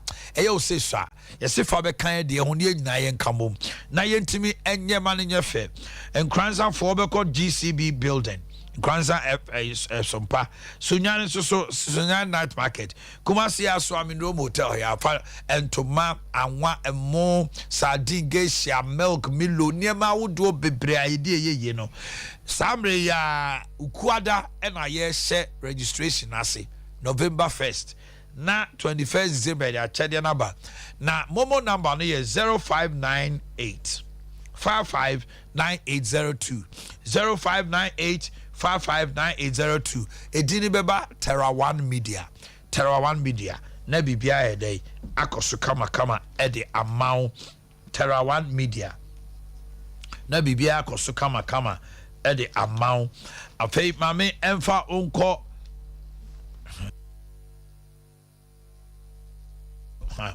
Diagnostical Center papa ye damn Diagnostical Center. Dr. Marina and Dr. Joshua. One more nipa liver, ashe kidney, prostate, ulcer, any ye tree, caseno for many years. Obi obeko obi dia dance say wabaso papa. Odo 40 me. Dr. Marina and Dr. Joshua said that quadri was adema way. Na no crowd the general treatment. Na your specialty pan ye fibroid. Ye mfasi ken kawo. Ye be mouse can nomne adi nyina ne de drug kawa. Ebe na ne a wunu baby as yes fibroid ajo wo ye mo awudie nyina ma wutumi ngo. Eno na de awo ne banti ba fertility a eye numero Dr. Marina Dr. Joshua Kumasi Freyo 026 701 8289 026 701 8289 and now 0207 515 603 0207 515 603 and crime you was 024 3176 119 offer 024 3176 119 bejo so BBC Boris B chicken and one will be everywhere say weekend a weekday any day yam kwine opesa wo chicken BBC anuncio de your full chicken or hot tie wings breast gizzard layers and a miss meat a demand kramai Bantama High Street any Presbyterian day ready boom Asamase Market Santasi Runabout Unity Oil Poku Training will doom SG More Top High and a Shell Body Junction TMA if you are called the no BBC ahaya yemfa antibiotics ne vitamins ne serious in kakokono ona ugina ho kokruku ono anano afon dabi ye nye 419 your number is 054 444 44453 054 444 353 Osport Enterprise home use and brand new television sets here and no Samsung LG Philips hotel and store returns for pebi UK products near the bow 2 pebi to ubetima frey 0277 788 845 Osport Enterprise yedene pabija 0277 788 845 and 0244 363 663 Ubawe wa Boakye ne twere Boakye JHS no de hwanimu Dr. Mensa Ashton Taxi Station hot and wonder ye wo na ye koyanim and da so ho heba and that's all ho heba and no I Dr. Eldo Wusu so wani way onipa wani no kanea wani wanya glaucoma doctor diagnose wani pressure bone is ne to 2 posa sa obo man wani so ABC ebo man 10 na ABC wani so wani ne hu ade wa chire wani no anya congenital effect traumatic effect narrow angle glaucoma wahye glasses so wani no wahye class na ma yenkete ka on never herbal medicine to wani no so Dr. Eldo Wusu Adea Akye wo mu se ye hwe yare nya kai wo wiase nyina bi so ka ho e we ase takrade port quarters ye be Bishop Porter Girls Kumasi Kwala so State Park and kan so Tabora Walako Alaji Walako Janche friend 055 9901234 055 9901234 na bibia e dey ekoso kama e dey amaw ai bo manche bia obeba no the draw no abremo afei nyawo miso any will miss a 5G drinker so wo bow out him say yes we are wedding engagement outdooring party any adwuma bia over say wo die bia no wow fridge I was say bi wo mu eno ntina KF Kunju Enterprise wo ndrom ha ya swami pebito kwakwa the company limited Okofori the Eastern region na sachi wa asafo abinchi any VIP car park di hwani mu PNC Ventures wa Nomaji taxi station any charity hospital Mama Esther wa Acom Royal Ventures Baptist University echi Afebi kind supermarket sister Sewa wa Bawa post office manager Daniel 21st clinic overseas but modern ne pe odie Dimpa Natural Health Clinic also fie wonya call no ma wo beja osa ho no aba wo yema tutu woni su briw wo dai wo na wo kiri ye wo ya obo hyehyew obo anu twew wo didi a enyam ye wo nyina ya ulcer symptoms kan we na yemfa kane tete abibidro any foreign abibidro count na oba na obedi adanse hu say the machine is so a niam e betwea fi unipadua mu Dr. Memo ada Dr. Memo oyemo no ato say jo eno ane say obefre 0245 118434 0245 118434 and 0246 744 744 you was second floor wala star was the chem so mention kwan so can you mention out insurance hope 0246 744 744 0246 744 744 Great Max B yeah the Chinese truck spare parts papa naba engine housing whole deal or sino tracks there and a Shackman you whole brake drum springs I would surprise bar your headlights was Shackman 83000 and in the tail light your V bar whole headlights so Shackman F3000 headlight filters hub seal wheel bolt your brake band brake pot backs brake pot front oil bar when you know great must be na diabe dwaswa old cotton tracks akese bi Chinese dey na manning how crap yes I am maintenance amount frey 0242 633 091 0242 633 091 and 0206 0206 404088 0206 404088 brekum obehu yen wo magazine sa so na sunyane magazine so ye wo ho no ma bibia ekoso kama e de ma wo mo na so ma cinema me de dwumadie ebremo mekoma bedwafo nchebia na mo ma me hwe obi di na wo da no pay eno no na Tony Sack Electronics so ya se no the property abedwa so property products ye papa say unyane iron the kettle blenders microwave oven inverter and answer air conditioner say Wi-Fi your chest freezer deep freezers all appliances say property electronics there Tony Sack say bra samre ya omo ye promotions from kokra 10 to 50% promotional okona akota you say cha wo niema ka ho fo ni kire sunyane no cocoa board roundabout ye ne o etem na di hwani mu Kumasi de di kan no e Wesley Martin Susani a triangle ezi karam kwantimpom de toso mienu ye showroom new Melcom Kumasi dan kese na ben pick and pay no e ho no mo ne wo sa ne so be free 0500309309 0500309309 and then kwadwo wusu ansa aka Boogie Wawoda from your wife Rama of OA Boogie, happy birthday to you. Travel and tours and your kids Claudia Abata, Hectoria and Mamia and your mother-in-law. Adea Trouble. Boogie, your birthday, no. Mrs. Marianne Safo, Waterbeck Jackson of Dunamis and Trinity Assemblies of God. Bibiani from Brad Joe. Frederick Echampon of Casby Media. Oh, Achi, wonderful. From your friends and your brothers here. Achi, happy birthday to you, Fredo. You are a wonderful person. Happy birthday to my sister, Besta Yeboa, aka Nana Chua, Joseph from Berima, Odro, and no, Nana Chua of Joseph from Berima, Odro, Hini. Happy birthday to Kwame Yafia Baby of Frimpong of Matters of Uganda Jubilee School from your father, Ephraim of Kesmi Media. Hey, Ephraim is all. Yes, a well free fire of Matters of Uganda RCJHS. Opapa a free fire Blankson, Regional Budget Officer GS. Masa Opapa Cash. Regional Budget Officer GS. Okay. Mary Osei of Kumasi Central Prison from Steve Edu. Nanama Perry from Emmanuel. Afe SK Benefo of CSI Soil Research Institute from Nanaya Buama. Sister Lydia, happy birthday to you. Bijidisa Ohoyepa. Jacqueline Jewa Kuapa Koko Asukwa Regional Office and that's year Wawoda and Chronicle Abuaji Jr. I wanna do way by to Sophia Naina of Kumawuman Rural Bank. Sophia Naina. Okay, Michael Drobon so branch manager. All right, honorable then I'll catch up to. And it's a best MPP4 and the Ghana for Mokoti, especially the security. Many I think that the last Tuesday, Miami Security Council meeting. I buy a cotton in Tokwa. I acquire cotton the day. Okotoaba, Nipa 208,000 and a Kotoaba across the country. I'm a fan is a movie anywhere better 2,000. Constituency be anywhere, a Nipa 2,000. Nipa 2,000 Kotoaba. And ya dear bia a yiggy bia. Your best bia so move and pipe on Taichi, Ghana Nibia. Now, Okotoaba no so Kotoaba, ne free baby a one. On fees a wound to mean Quanaba Tenasiaga, or Tenawaga.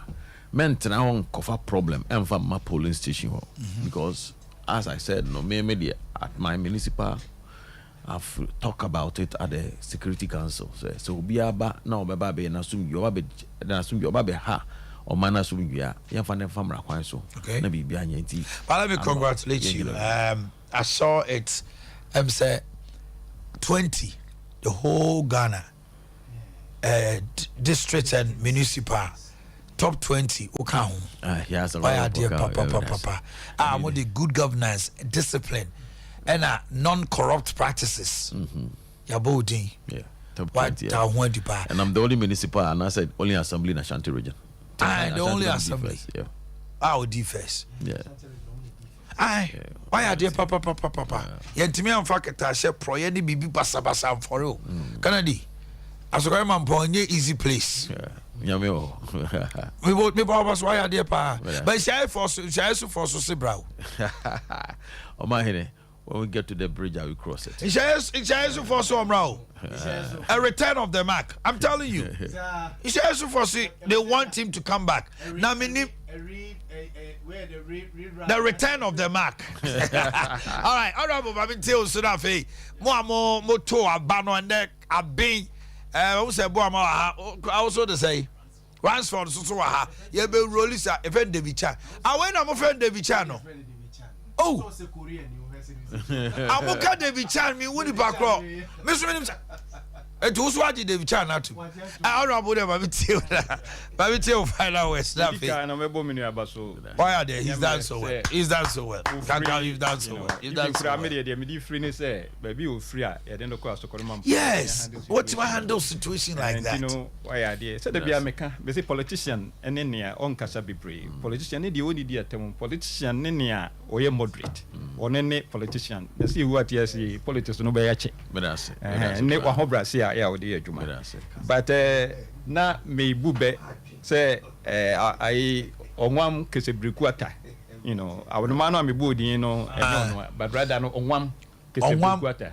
Onwam kesebriku enye breku but onwam na ne mra ne kesebriku ata. O say onye obi amana kosi otara konfo say onya itan no hubo na ono kro odi na ba no kokura mu dem tiri amate right was a business media abonyum yes entino ndc ya di ayi tanuro na ba no kokura mu de tiri mu ntenya na obi ya tanuro no abo adua tanuro no ne hunua no no dia ya yiri be na wa de rechi de heba da wa wa cha heba agona wahu na eneno wahu media ade kura mempe ni se mbe kremoni to abama ade mempe ni se mbe pepe ni ana se be kremoni to mbe chiri sa ade no kura. Let your competence talk for you. Nia ubetimi an ye man na wo no obi anim se wo na wo ye economic messiah na Ghana fo hwe se nka wo be ye economy no ho asem na wo beka wo na ma wo ye campaign afi de wo na ma asem ye kremoni mu to abama mbe ye ayi eno de emfa eno de mempe se meti. All right, thank you honorable. Malaysia ni South Korea no ne ade enye nkramosem ena enye krisosem nanso omako omanim thank you very much. All right, yaw kaja so man na amanfo aye crowd o mo twa o mo 2.5 me first draw no David Chan yankoi me first draw over to TV no so eh I'm for na run no star 256 star 3 run yo ejina na wa win 256 star 3 number be gina wo so no na yes we win nti ene run no aha ene run no star 256 star 3 hash hey na di enjina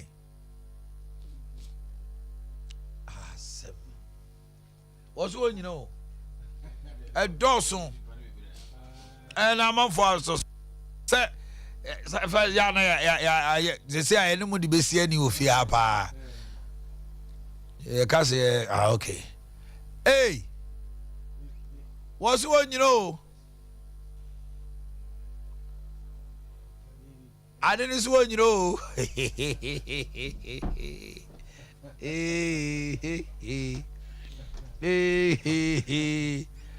I want for so I subruta. Oh, put me stop it over here, my hey. I want for so I say I'm more child, you know. Nah. Obi wa hwe TV ni pa. Ni good so Facebook. Ojim say obi wo gra hwe ni number no. Ni number na twemba akwa ma. Twemba akwa mo say.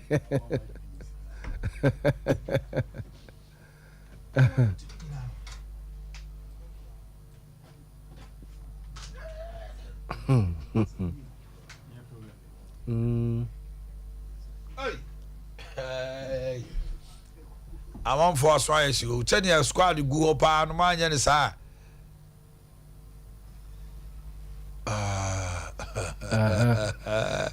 asale amafo si atwade ro ya ba bu efia sɛ amafo si ɛde agu so anɔpɛ no anɔpɛ ni pɛ bu so ɔmo kɔ bɛɛ yi o wa mia deɛ na mana anya ya okay you should wait 21 no do at this moment hey my bro how me sɛ mo rane adeɛ no na ana so boss wa na agina ai ene ne boss wa mo pompe a cascara okay Abu Dhabi o ba no aye ya me dro yesem ya me de ani sem ya me de ani sem Abu yesem de ya me de ani sem machine ye de adwuma no amafo aso aye shipa atwa de we huh okay to the freeze your home don't worry egum e channel pa ebeba na yabo ama ani ekogire che wo mo twɛn ye de busuafo ahanam dim si chia mo abudi abi to aso me ko. Let's get ready to. My name is Kwesi Antich. In this region, sports is all about Sompa Sport for the thousands in